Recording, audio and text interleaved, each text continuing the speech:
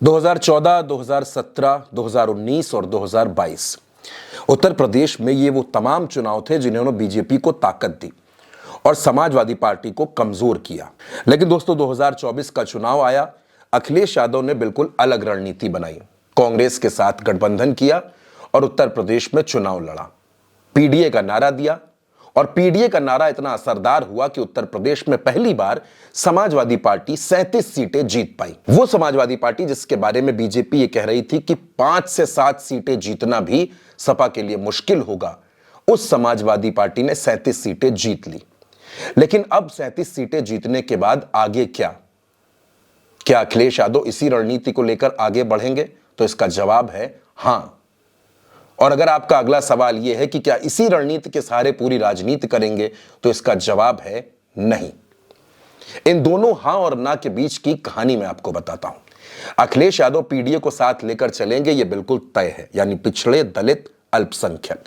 लेकिन अखिलेश यादव की नजर अब उत्तर प्रदेश के ब्राह्मण और ठाकुर दोनों समाजों पर है।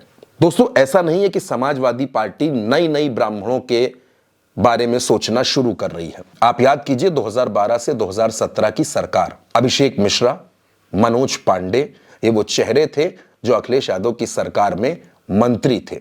इसके अलावा संतोष पांडे, पवन पांडे, ये तमाम ब्राह्मण चेहरे हैं जो अखिलेश यादव के इर्द गिर्द नजर आते हैं। मुलायम सिंह यादव ने भी हमेशा ब्राह्मण समाज के लोगों का पूरा सम्मान किया। जनेश्वर मिश्र आजीवन समाजवादी पार्टी के राष्ट्रीय उपाध्यक्ष रहे और कई पदों पर रहे, समाजवादी पार्टी को मजबूत करते रहे।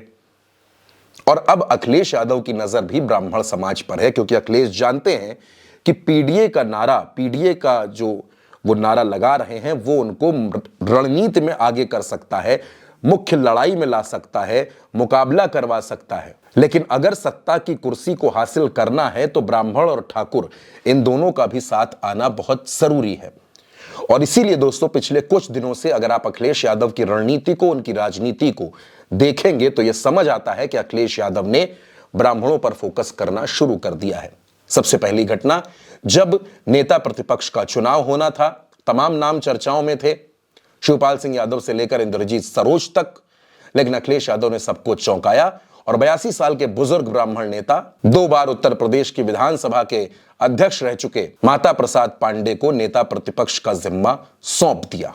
पूरे प्रदेश में ब्राह्मण समाज को एक मैसेज देने की कोशिश की कि इतना बड़ा पद समाजवादी पार्टी ने एक ब्राह्मण नेता को दिया है। उसके बाद दोस्तों गोरखपुर में एक घटना होती है। गोरखपुर के टांडा गांव में पूर्व मंत्री हरिशंकर तिवारी की जो प्रतिमा बन रही थी, उसके लिए बनाया गया चबूतरा प्रशासन बुलडोजर से ढहा देता है। अखिलेश यादव को जैसे ही इसकी जानकारी मिलती है वो सोशल मीडिया पर अपनी प्रतिक्रिया देते हैं, नाराजगी जताते हैं और वो कहते हैं कि हरिशंकर तिवारी का पूरा सम्मान होना चाहिए। एक और घटना दोस्तों, लखनऊ की ऋत्विक पांडे हत्याकांड। ऋत्विक पांडे हत्याकांड में अखिलेश यादव अपनी पार्टी के ब्राह्मण नेताओं को, अभिषेक मिश्रा और संतोष पांडे, इन नेताओं को भेजते हैं बंथरा में। लखनऊ के बंथरा में ये लोग जाकर ऋत्विक पांडे के परिवार वालों से मुलाकात करते हैं, क्योंकि ऋत्विक पांडे की हत्या भारतीय जनता पार्टी के एक नेता ने की, ऐसा आरोप लगा है, जिसकी जांच चल रही है, कई गिरफ्तारियां हुई हैं। इसमें भी अखिलेश यादव ने ब्राह्मण समाज के लिए अपने नेताओं को भेजा।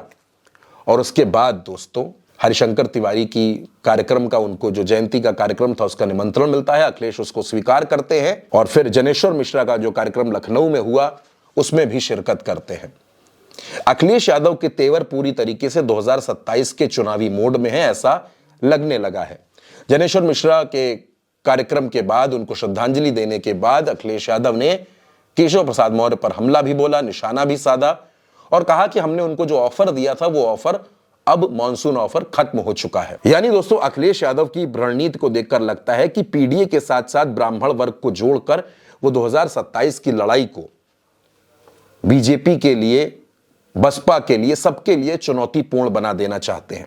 और जब से दोस्तों अखिलेश यादव ने ब्राह्मण समाज के लोगों की, ब्राह्मण नेताओं की बात करना शुरू किया है, भाजपा और बसपा दोनों बेचैन हो गए हैं। मायावती तो कह रही हैं कि ब्राह्मणों को अखिलेश यादव से सावधान रहने की जरूरत है, क्योंकि बीएसपी हो या भाजपा, दोनों घबरा रही हैं कि अगर पीडीए के साथ साथ ब्राह्मण वोटर्स भी अखिलेश की तरफ मूव कर गए तो 2027 में भारतीय जनता पार्टी के लिए 50 सीटों का आंकड़ा छू पाना भी नामुमकिन हो जाएगा। और बहुजन समाज पार्टी, जिसके पास आज की तारीख में एक विधायक है, वो कब शून्य हो जाएगी उसे पता भी नहीं चलेगा। यानी अखिलेश यादव समझ चुके हैं कि उत्तर प्रदेश में पीडीए के साथ साथ ब्राह्मण समाज को भी अपने साथ जोड़ना होगा, तभी उत्तर प्रदेश की राजनीति में कोई कमाल किया जा सकता है।